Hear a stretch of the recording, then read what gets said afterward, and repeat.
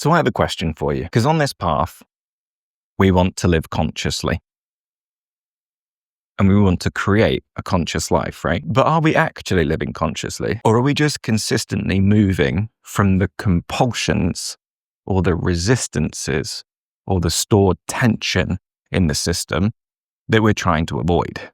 And that, as far as I see it, is a fairly interesting question to pose.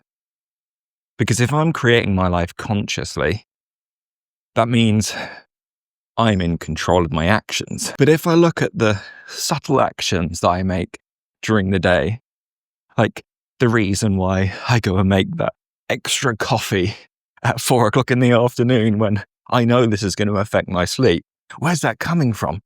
Am I doing it because I enjoy the taste of coffee and I love it so much that this is the best thing for me to do right now, even though that action is going to harm me in some way? It's going to affect my sleep. So is that a conscious action, a conscious choice? Well, as I look at it a little bit deeper inside of myself, what I'm beginning to notice is it's not. It's coming unconsciously from a subtle irritation inside and an unwillingness to be with that slight tension in my system, in my energetics. So I suppose if we're really going to be living consciously, the price to pay is to be with the intensity inside without creating avoidant activity out of that. Now that seems so easy to do in theory, doesn't it? But in practice, what that requires of you is to face every single aspect of yourself that's trying to escape the current moment, that isn't willing to be with what is. Because everybody wants to make conscious living or creating your reality about making loads and loads of money or whatever, but it really starts with the small, minute actions that we're taking day to day. Everybody wants to make it way too big, way too fast, isn't it? Like you can't build something conscious on a foundation of very consistent, unconscious actions because we're unwilling to be with the moment, isn't it? And whatever that moment presents, be that boredom, confusion, because out of the unwillingness to be in those states of being, how much unconsciousness do we create as an action out of that? We go to drink, drugs, cigarette. These are just the unhealthiest options, aren't they? But there are so many more options that we take. And the thing is those are the things that are creating our reality actually day to day, isn't it? So anything else apart from getting conscious about the minutiae or the mundane of our life is just wishful thinking. I might actually go as far to say as it's delusional to think that if we can't control the small actions in our life, like that cup of tea that you brewed because you were trying to escape a strong sensation, or that cigarette you're smoking because, there was a little bit of agitation in the system. This is the actions that are creating our reality. Literally. And if that doesn't frighten you, and we're kind of deluded to think that it would be otherwise, isn't it? When you look at the reality, the sobering truth.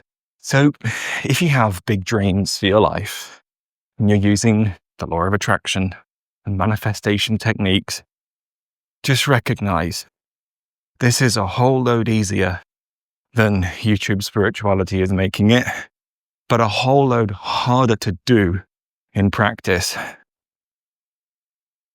Because the next time you grab for that packet of chips unconsciously, because there was a restlessness inside that you weren't willing to be with, just know you are actively participating in the unconscious creation of your reality.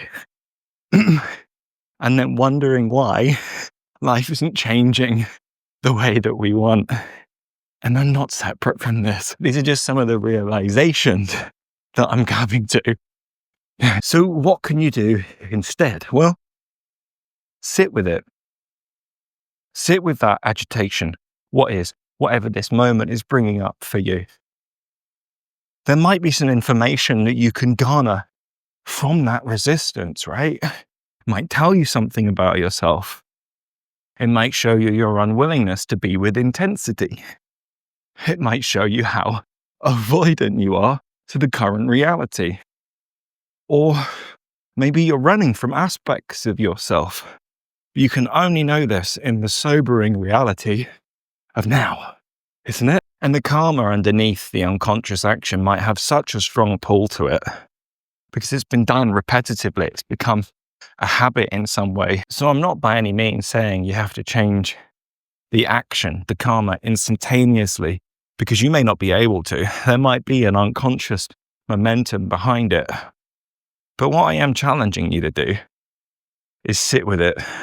Sit with that feeling of agitation that normally makes you want to move towards the vape, the cigarette, the beer, the packet of crisps, the 17 chocolate bars, the cake.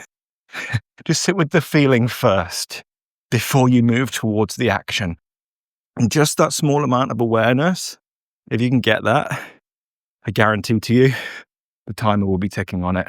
So in conclusion, don't gloss over the mundane, the minutiae of your reality, the day-to-day experience of it, the moment-to-moment experience of it, because that's where you get the opportunity to create consciously, and you'll know if you're doing that, or unconsciously.